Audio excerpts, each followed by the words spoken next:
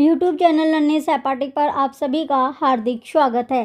चलिए ये जो क्लास है आपके यूपी बोर्ड की क्लास 12 यूपी बोर्ड में जो बच्चे हैं जो 12वीं क्लास में हैं, तो 12वीं क्लास के बोर्ड के एग्ज़ाम देने वाले हैं उनके लिए फिजिक्स की ये क्लास है जो आपके एमसीक्यू क्वेश्चन आते हैं। चैप्टर वाइज हम यहाँ पर एमसीक्यू क्वेश्चन कर रहे हैं, चैप्टर वाइज आपको मिलने वाले हैं। तो आज हम जो करने वाले हैं चैप्टर 3 है, यानी विद्युत धारा, जो हमारा करंट इलेक्ट्रिसिटी है उससे रिलेटेड जितने भी क्वेश्चन आपके एग्जाम में पूछे जाते हैं वे सारे क्वेश्चन हम यहाँ पर करने वाले हैं। तो चलिए टाइम वेस्ट ना करते हुए पहले क्वेश्चन की ओर अपना बढ़ते हैं। चलिए पहला क्वेश्चन आता है हमारा, विद्युत धारा का एसआई मात्रक क्या है। ये क्वेश्चन आपका इम्पोर्टेंट है। राइट आंसर जो होगा यहाँ पर एम्पियर, ऑप्शन भी करेक्ट है। सेकंड क्वेश्चन है, धारा घनत्व करंट डेंसिटी कैसी राशि है, तो वो सदिश है यानी वेक्टर, ऑप्शन भी करेक्ट है। क्वेश्चन थर्ड है, ओम का नियम, ये भी इम्पोर्टेंट क्वेश्चन आपका है, किस परिस्थिति में लागू होता है, तो कब होता है, जब ताप और अन्य भौतिक अवस्थाएं नियत हो, ऑप्शन ही करेक्ट है। नेक्स्ट क्वेश्चन आता है क्वेश्चन नंबर 4, अनुगमन वेग यानी ड्रिफ्ट वेलोसिटी और विद्युत क्षेत्र E के बीच क्या संबंध है, तो इसका राइट आंसर होगा ऑप्शन ए। नेक्स्ट क्वेश्चन, यानी drift velocity is directly proportional to, इसमें आपका जो है विद्युत क्षेत्र, ये जो आपका होगा करेक्ट आंसर आपका होगा। नेक्स्ट क्वेश्चन आता है क्वेश्चन नंबर 5, गतिशीलता यानी मोबिलिटी का सूत्र क्या है, ये भी इंपॉर्टेंट क्वेश्चन आपका है, तो इसका राइट आंसर ऑप्शन ए है, यानी मोबिलिटी इक्वल टू वीडी, ये आपका यानी मोबिलिटी इज इक्वल टू क्या होगा, वीडी होता है आपका ड्रिफ्ट वेलोसिटी। अब चलते हैं क्वेश्चन नंबर 6 पर, प्रतिरोध यानी रेसिस्टेंस का एसआई मात्रक क्या है, तो वो हो जाएगा ओम, ऑप्शन सी करेक्ट है। क्वेश्चन 7 है, किसी चालक की प्रतिरोधिकता रेसिस्टिविटी किस पर निर्भर करती है, तो इसका राइट आंसर ऑप्शन सी है, पदार्थ की प्रकृति और ताप पर। क्वेश्चन नंबर 8 है, चालकता यानी कंडक्टिविटी का मात्रक क्या है, तो वो हो जाएगा ओम, ये आपका ऑप्शन ओम या मीटर आपका होगा, ऑप्शन नंबर बी करेक्ट होगा। अब चलते हैं नेक्स्ट क्वेश्चन नंबर 9 पर, धातुओं का प्रतिरोध ताप बढ़ाने पर तो कैसा होता है, बढ़ता है, ऑप्शन बी राइट है। क्वेश्चन 10 है, अर्धचालकों यानी सेमीकंडक्टर्स का प्रतिरोध ताप बढ़ाने पर कैसा होगा, घटता है, ऑप्शन बी करेक्ट है। अब आता है क्वेश्चन नंबर 11 कि अतिचालक यानी सुपर कंडक्टर्स वे पदार्थ है जिनका प्रतिरोध बहुत कम ताप पर, तो इसका करेक्ट आंसर जो होगा ऑप्शन बी राइट होगा, शून्य हो जाता है। नेक्स्ट 12 क्वेश्चन है, सेल के विद्युत वाहक बल ईएमएफ का मात्रक क्या है, तो इसका right answer option B volt correct होगा।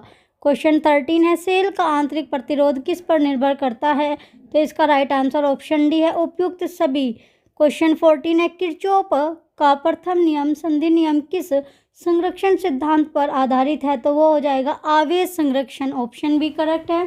अब चलते हैं क्वेश्चन 15 पर, किरचॉफ का द्वितीय नियम यानी पाश नियम किस संरक्षण सिद्धांत पर आधारित है, तो इसका राइट आंसर ऑप्शन बी, ऊर्जा संरक्षण, कंजर्वेशन ऑफ एनर्जी। अब चलते हैं क्वेश्चन नंबर 16 पर कि व्हीटस्टोन सेतु ब्रिज की संतुलित अवस्था की शर्त क्या है, तो इसका राइट आंसर ऑप्शन ए है। नेक्स्ट 17 क्वेश्चन है, मीटर सेतु यानी मीटर ब्रिज किस सिद्धांत पर कार्य करता है, तो वो व्हीटस्टोन सेतु, ऑप्शन भी करेक्ट हो गया। अब चलते हैं क्वेश्चन नंबर 18 पर, विभवमापी पोटेंशियोमीटर की सुगृहीता बढ़ाने के लिए, तो इसका राइट आंसर ऑप्शन है, तार की लंबाई बढ़ानी चाहिए, ये भी इंपॉर्टेंट क्वेश्चन है।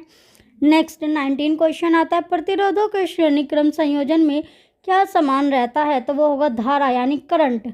क्वेश्चन नंबर 20 है, प्रतिरोधों के समांतर क्रम संयोजन में क्या समान रहता है, तो विभवांतर, ऑप्शन बी राइट होगा, पोटेंशियल डिफरेंस।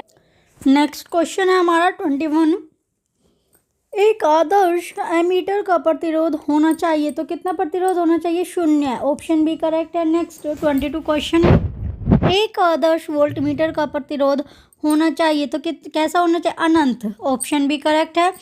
नेक्स्ट क्वेश्चन है 23, विद्युत शक्ति का सूत्र है, तो ये इंपॉर्टेंट क्वेश्चन आपका है, इसका राइट आंसर जो होगा ऑप्शन डी राइट आपका है, यानी इसमें A B C D C तीनों आपके सही हैं, जो सूत्र है विद्युत शक्ति का ये। नेक्स्ट 24 क्वेश्चन है, 1 किलोवाट घंटा किसके बराबर है, तो किसके बराबर होगा, ऑप्शन ए करेक्ट है, 3.6 × 10⁶ जूल। क्वेश्चन नंबर 25 है, ताप बढ़ाने पर मिश्र धातुओं जैसे मैग्नीन की प्रतिरोधकता पर क्या प्रभाव पड़ता है? तो क्या प्रभाव पड़ता है? बहुत कम परिवर्तन होता है। ऑप्शन बी करेक्ट है। नेक्स्ट 26 क्वेश्चन आता है, अब विभव मापी का उपयोग किया जाता है। तो इसमें दो सेलों की ईएमएफ की तुलना करने में, सेल का आंतरिक प्रतिरोध ज्ञात करने में और विभवांतर मापने में, यानी उपयुक्त सभी आपका सही है। नेक्स्ट 27 क्वेश्चन है, यदि एन समान प्रतिरोध यानी प्रत्येक आर श्रेणीक्रम में जोड़े जाए तो तुल्य प्रतिरोध होगा। तो इसका राइट आंसर ऑप्शन बी है, एन आर। नेक्स्ट 28 क्वेश्चन है, यदि एन समान प्रतिरोध समांतर क्रम में जोड़े जाए तो तुल्य प्रतिरोध होगा। तो इसका राइट आंसर ऑप्शन बी है, R by n. Next 29 question है, कार्बन प्रतिरोध के लाल रंग के लिए वर्ण कोड यानी कलर कोड का मान क्या है? तो इसका राइट आंसर ऑप्शन बी है, 2। नेक्स्ट 30 क्वेश्चन है, विद्युत परिपथ की शक्ति होती है। तो इसका जो करेक्ट आंसर है ऑप्शन बी राइट होगा। नेक्स्ट 31 क्वेश्चन आता है, तांबा यानी कॉपर की विशिष्ट प्रतिरोधकता लोहे की तुलना में कैसी होती है? कम होती है। ऑप्शन ए करेक्ट है। 32 क्वेश्चन है, इलेक्ट्रॉन का अनुगमन वेग लगभग किस कोटि का होता है? तो वो कितने? 10⁻⁻⁴ मीटर पर सेकेंड। नेक्स्ट 33 क्वेश्चन है, धारा घनत्व यानी जे चालकता सिग्मा और विद्युत क्षेत्र के बीच संबंध है।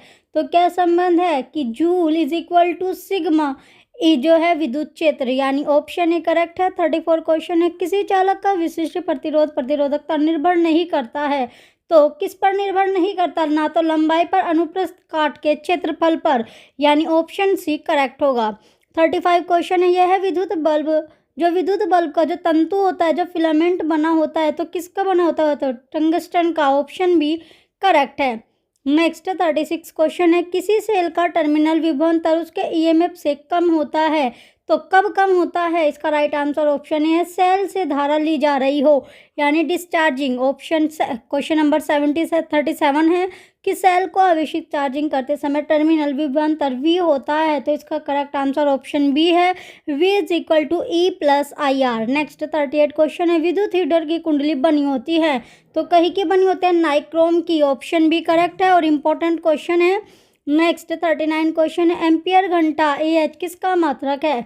तो वो होगा आवेश की मात्रा, यानी चार्ज। ऑप्शन सी करेक्ट है। नेक्स्ट 40 क्वेश्चन है, 1 ओम किसके बराबर है? तो ये 1 वोल्ट या 1 एम्पियर के बराबर होगा। ऑप्शन ए करेक्ट है। 41 क्वेश्चन आता है, श्रांति काल यानी रिलैक्सेशन टाइम ताप बढ़ाने पर कैसा होता है? घटता है। ऑप्शन बी करेक्ट है। नेक्स्ट 42 क्वेश्चन है, धारा घनत्व की विमा क्या है? तो क्या होगी? इसका राइट आंसर ऑप्शन ए है। नेक्स्ट 43 क्वेश्चन है, चालक के अंदर विद्युत क्षेत्र होने पर मुक्त इलेक्ट्रॉनों का पथ कैसा होता है? तो इसका राइट आंसर ऑप्शन बी है, वक्रीय पैराबोलिक टाइप। 44 क्वेश्चन आता है, घरेलू बिजली की वायरिंग में फ्यूज तार का होना चाहिए। तो कैसा होना चाहिए? निम्न गलनांक और उच्च प्रतिरोध, यानी ऑप्शन बी करेक्ट होगा। 45 क्वेश्चन है, 1 एम्पियर धारा का अर्थ है प्रति सेकंड प्रवाहित आवेश। तो इसका राइट आंसर ऑप्शन बी है, 1 कूलम। अब आता है 46 क्वेश्चन, सेलों को समांतर क्रम में क्यों जोड़ा जाता है? तो इसका राइट आंसर है ऑप्शन बी, अधिक धारा प्राप्त करने के लिए। 47 क्वेश्चन है, थर्मिस्टर क्या है? तो क्या होगा? इसका राइट आंसर ऑप्शन बी है, ताप संवेदनशील प्रतिरोध, यानी टेम्परेचर सेंसिटिव रेजिस्टर। 48 क्वेश्चन आता है, किसी चालक का प्रतिरोध R उसकी लंबाई L के साथ कैसे बदलता है? तो इसका राइट आंसर ऑप्शन ए है, R is directly proportional to L। Next question आता है, क्वेश्चन नंबर 49, विशिष्ट चालकता सिग्मा का मान निर्भर करता है। तो किस पर निर्भर करेगा? वो तार के पदार्थ पर, यानी ऑप्शन बी करेक्ट होगा। अब आता है हमारा ऑप्शन बी जो होगा करेक्ट है। नेक्स्ट क्वेश्चन है 50, विभवमापी वोल्टमीटर से श्रेष्ठ है क्योंकि? तो इसका राइट आंसर ऑप्शन सी है, ये है शून्य विक्षेप की स्थिति में सेल से कोई धारा नहीं लेता, आदर्श मापन। तो ऑप्शन सी यहाँ पर करेक्ट हो जाएगा। लास्ट क्वेश्चन हमारा था। चलिए, जो भी बच्चे चैनल पर नए हैं वो चैनल को सब्सक्राइब करके रखें, वीडियो लाइक कीजिए, कमेंट कीजिए, शेयर कीजिए। Thank you.